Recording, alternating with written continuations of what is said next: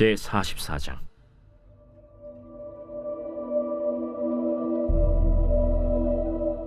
요셉이 그의 집 청지기에게 명하여 이르되, 양식을 각자의 자루에 운반할 수 있을 만큼 채우고 각자의 돈을 그 자루에 넣고 또 내 잔 곧 은잔을 그 청년의 자루 아귀에 넣고 그 양식값 돈도 함께 넣으라. 그가 요셉의 명령대로 하고 아침이 밝을 때에 사람들과 그들의 나귀들을 보내니라.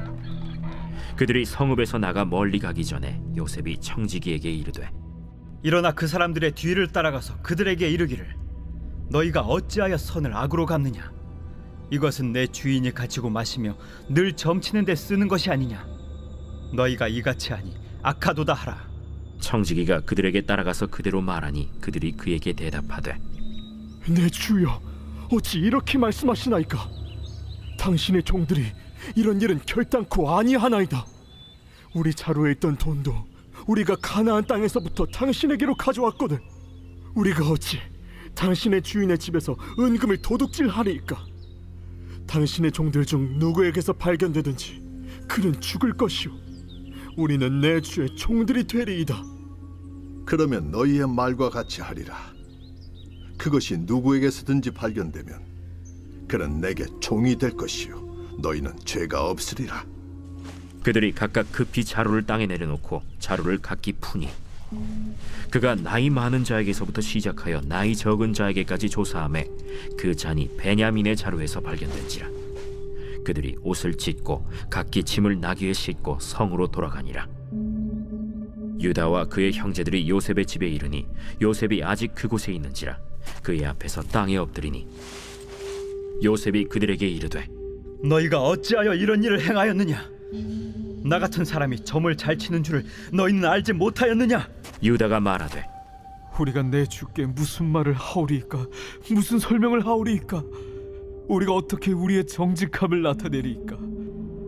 하나님이 종들의 죄악을 찾아내셨으니 우리와 이 잔이 발견된 자가 다 내 주의 노예가 되겠나이다. 내가 결코 그리하지 아니하리라. 잔이 그 손에서 발견된 자만 내 종이 되고 너희는 평안히 너희 아버지께로 돌아 올라갈 것이니라. 유다가 그에게 가까이 가서 이르되, 내 주여, 원하건대 당신의 종에게 내 주의 귀에 한 말씀을 아뢰게 하소서. 주의 종에게 노하지 마소서. 주는 바로와 같으심이니이다. 이전에 내 주께서 종들에게 물으시되 너희는 아버지가 있느냐 아우가 있느냐 하시기에 우리가 내 주께 아뢰되 우리에게 아버지가 있으니 노인이요 또 그가 노년에 얻은 아들 청년이 있으니 그의 형은 죽고 그의 어머니가 남긴 것은 그뿐이므로 그의 아버지가 그를 사랑하나이다 하였더니 주께서 또 종들에게 이르시되 그를 내게로 데리고 내려와서 내가 그를 보게 하라 하시기로 우리가 내 주께 말씀드리기를 그 아이는 그의 아버지를 떠나지 못할지니 떠나면 그의 아버지가 죽겠나이다. 주께서 또 주의 종들에게 말씀하시되 너희 막내 아우가 너희와 함께 내려오지 아니하면 너희가 다시 내 얼굴을 보지 못하리라 하시기로 우리가 주의 종 우리 아버지에게로 도로 올라가서 내 주의 말씀을 그에게 아뢰었나이다. 그 후에 우리 아버지가 다시 가서 곡물을 조금 사오라 하시기로 우리가 이르되 우리가 내려갈 수 없나이다. 우리 막내 아우가 함께 가면 내려가려니와 막내 아우가 우리와 함께 가지 아니하면 그 사람의 얼굴을 볼 수 없음이니이다.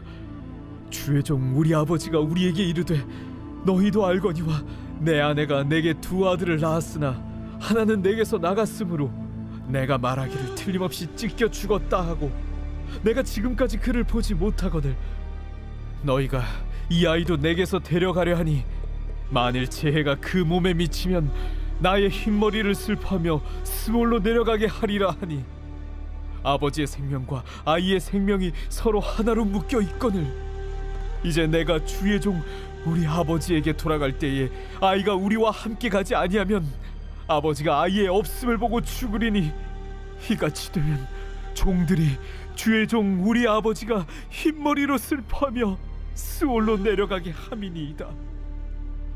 주의 종이 내 아버지에게 아이를 담보하기를 내가 이를 아버지께로 데리고 돌아오지 아니하면 영영히 아버지께 죄짐을 지리이다 하였사오니 이제 주의 종으로 그 아이를 대신하여 머물러 있어 내 주의 종이 되게 하시고 그 아이는 그의 형제들과 함께 올려보내소서. 그 아이가 나와 함께 가지 아니하면 내가 어찌 내 아버지에게로 올라갈 수 있으리까? 두렵건대 제 해가 내 아버지에게 미침을 보리이다.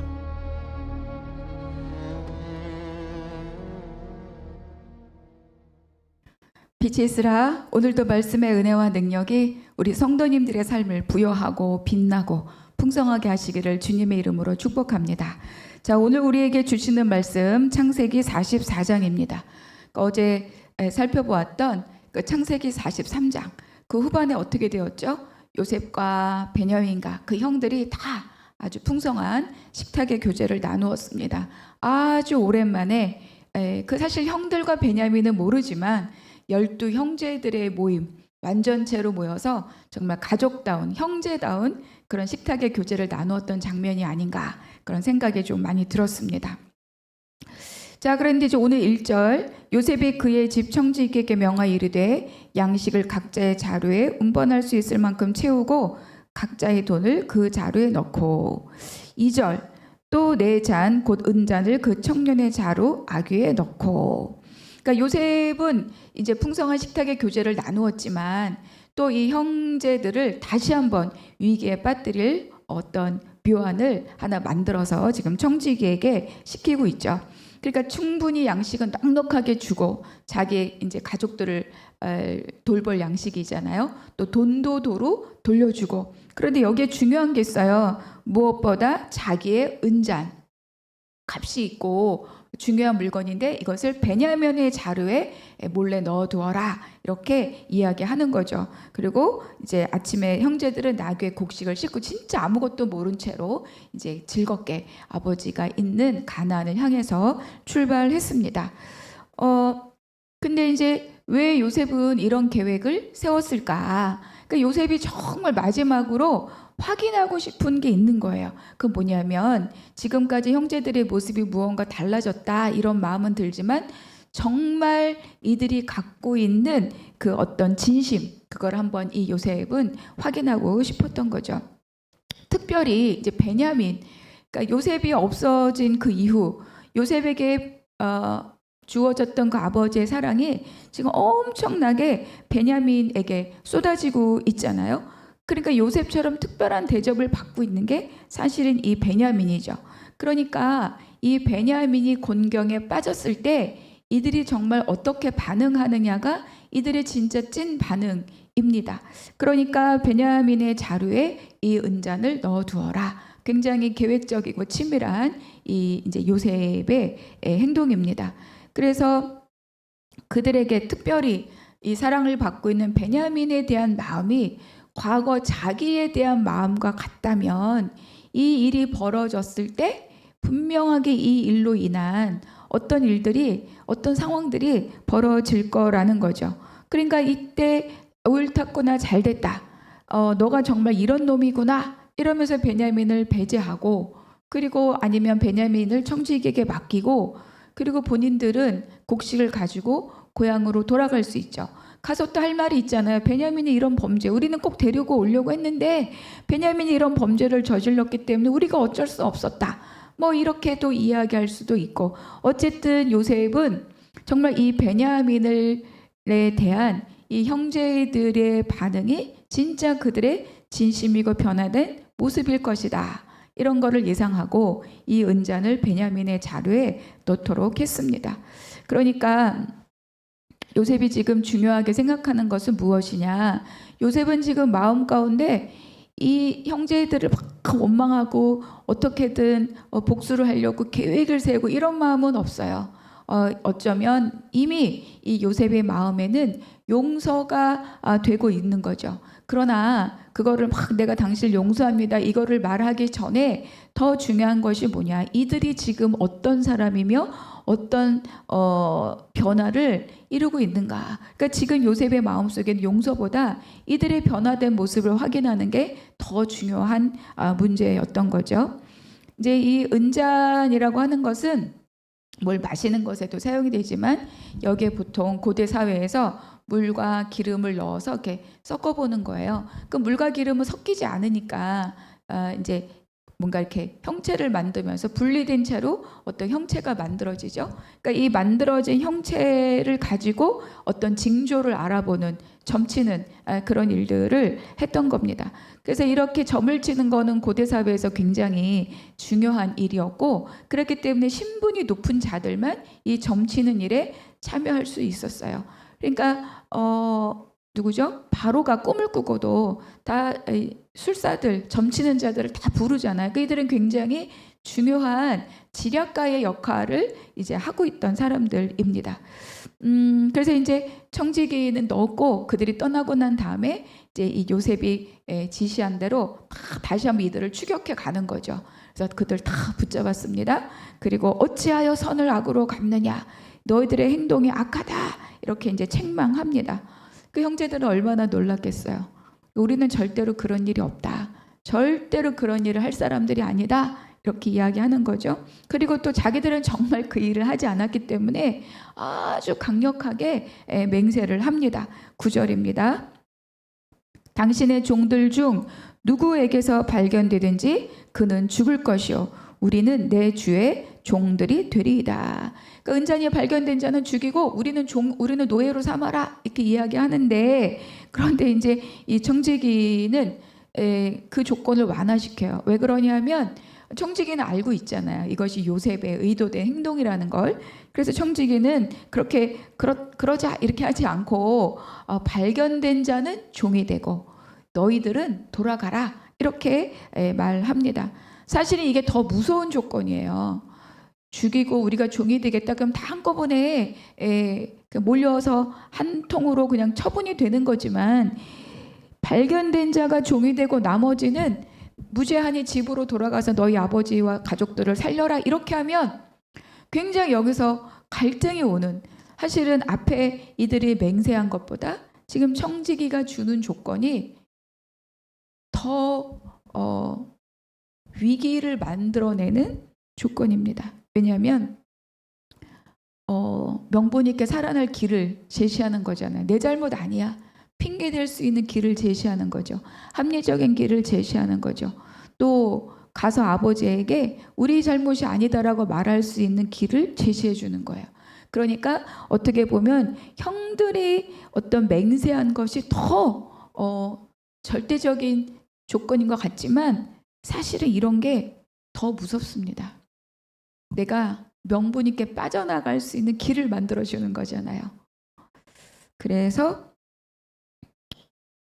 이 청지기를 통해서 주어진 옵션은 사실 요셉으로부터 왔겠죠. 그러니까 이 형들을 더 자극할 수 있는 일이다. 그러니까 오직 목표는 베냐민 하나한테 있는 거죠.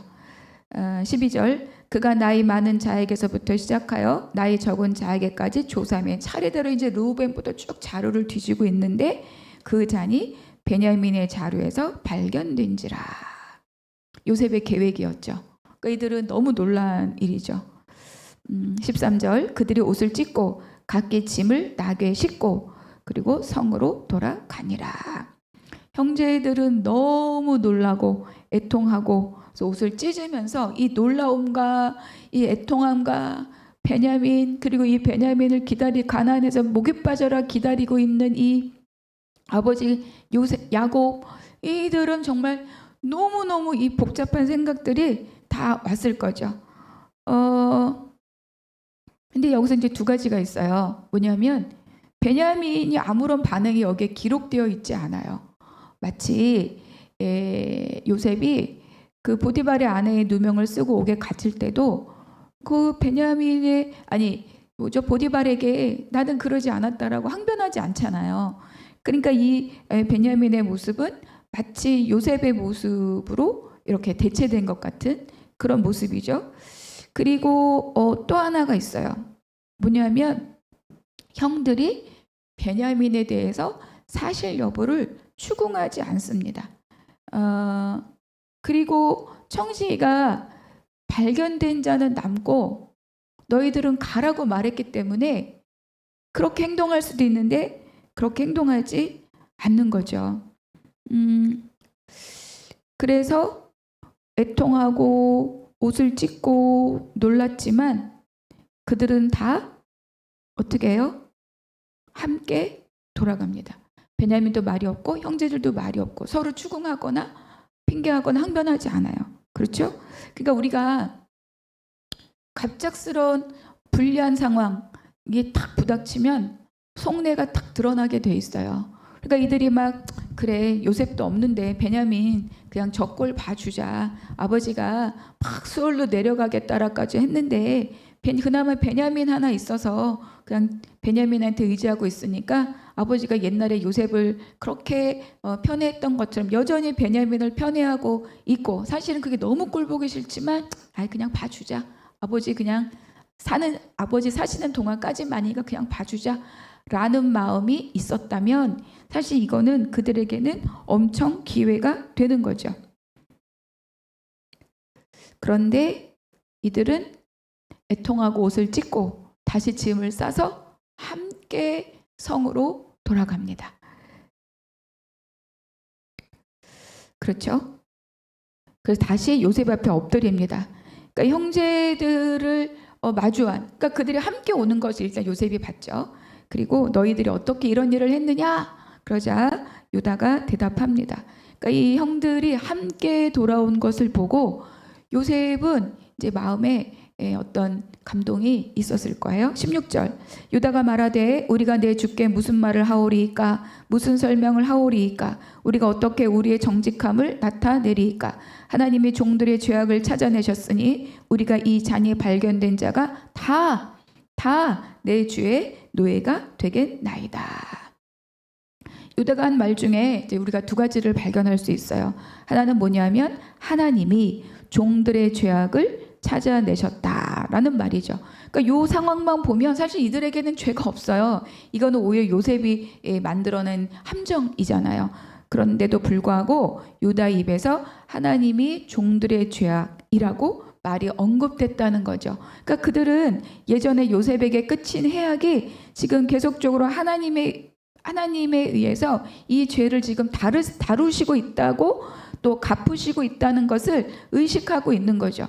그러니까 이들이 지난번에 3일 동안 다 함께 옥에 갇혔을 때에도 이거를 하나님이 우리에게 핏값을 치르게 하신다 이렇게 말하지 않았습니까? 그러니까 이들은 지금 이 모든 사건들을 다 누구랑 요셉에게 끼쳤던 그 죄와 연결지어서 지금 관련해서 고백하고 있는 거죠. 이들이 이유 없이 당하는 이 어려움 속에서 자기들이 깊이 오래도록 묻어뒀던 그 긴 세월 동안 묻어뒀던 그 죄악들이 자꾸 드러나고 있다는 것을 이들은 정말 알고 있는 거예요. 그래서 이것이 결국은 하나님의 손길이다. 드러나야 씻을 수 있습니다. 그러니까 하나님은 이걸 원하시는 거죠. 그리고 그게 풀어져야 이 형제들 12이 함께 연합하고 결국은 하나님 나라 이스라엘을 만드는 12지파로서 다 성장할 수 있는 거 아니겠습니까? 또 하나 이 잔이 발견된 자와 우리, 그렇죠? 이 잔이 발견된 자와 우리가 다 내 주의 노예가 되겠나이다. 우리와 이 잔이 발견된 자. 그러니까 당신이 말씀하신 대로 너무 안타깝지만 이 아이를 받고 우리가 가겠다가 아니라 발견된 자와 우리가 다 주의 종이 되겠나이다. 그러니까 뭐예요? 연대 책임을 지겠다라고 말하는 거죠. 그러니까 베냐민을 별도로 생각하지 않고 베냐민으로 인해서 만들어진 이 사건을 베냐민에게 책임지지 않고 우리가 한 형제로서 함께 연대 책임을 지겠다. 이렇게 이야기하고 있습니다. 그러니까 이 두 가지가 이들이 정말 얼마나 많이 달라졌는지를 우리에게 말씀해 주고 있는 거죠. 17절 요셉이 이르되 내가 결코 그리하지 아니하리라. 잔이 그 손에서 발견된 자만 내 종이 되고 너희는 평안히 너희 아버지께로 도로 올라갈 것이니라. 이쯤에서 다시 한번 또 기회를 주니까 물러날 수 있어요. 그런데 유다가 그렇게 하지 않는 거예요. 그렇죠? 끝까지 형제들이 어떻게 반응하는가가 여기서 드러납니다. 다시 유다가 나서서 간곡히 이야기합니다. 그동안 가나안에 있는 내 늙은 아버지 이 야곱에게 이 아들이 어떤 아들인가 그간의 스토리를 쭉 이야기해 주는 거죠. 그래서 정말 이 아이가 없으면 내 아버지가 죽을 것입니다. 이 아이의 사랑했던 형도 없어졌고 이 아이마저 없으면 내 아버지가 생존하기가 어렵습니다. 사랑하는 아들 하나는 이미 죽었고 남은 이가 이 베냐민이고 이 베냐민을 내 아버지가 사랑합니다. 그러니 33절입니다.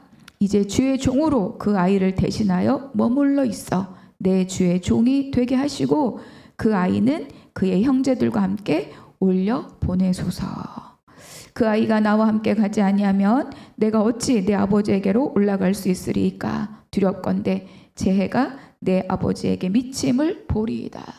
안 됩니다. 베냐민을 데리고 가지 않으면 내 아버지가 살지 못합니다. 그러니까 나를 받으시고 이 아이를 올려 보내소서. 유다 이 말은 요셉에게도 또 베냐민에게도 또 나머지 10 형제들에게도 얼마나 큰 감명을 주었겠습니까?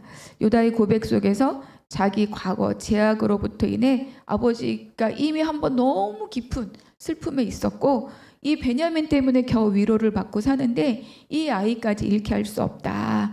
다시 그 일을 반복하게 할 수 없으니 우리로 인하여서 또 아버지에게 슬픔이 미치게 할 수 없으니 나를 담보로 잡고 베냐민과 형제들을 올려보내게 해 주십시오. 이렇게 간청을 합니다. 르우벤은 어디 갔을까요? 두 아들을 막 담보로 하겠다 그러더니 르우벤은 보이지도 않죠. 그래서 이제 이 베냐민에 대한 이 유다의 간절한 이 호소로 이제 이 베냐민을 살리고자 합니다. 여기서 이제 유다의 리더십이나 유다의 희생이나 유다의 죽음을 각오한 이 간청이 이제 여기서 너무너무 드러나는 거죠. 그래서 나중에 이제 우리가 잘 알고 있는 것처럼 남과 북이 이렇게 나뉘잖아요. 북이스라엘 10지파, 남유다의 2지파. 그때 유다와 함께 남는 지파가 누구냐면 베냐민 지파입니다. 자, 오늘 묵상 질문. 오늘 나에게 주시는 한 구절의 말씀, 그 속에서 하나님 나에게 어떤 은혜를 끼치고 계신가. 두 번째, 하나님은 환경을 통해 회개할 자는 회개하게 하시고 위로받을 자는 위로받게 하십니다. 그러니까 이 장면 속에서 요셉이 받은 위로는 무엇이었을까?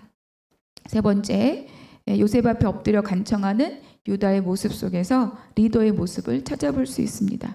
나는 지금 공동체 안에서 어떤 리더십을 갖고 있는가? 내가 탑 리더여야만 리더가 아니에요. 그렇죠? 각자 모든 공동체 안에서 맡겨진 자기의 분량들이 있잖아요.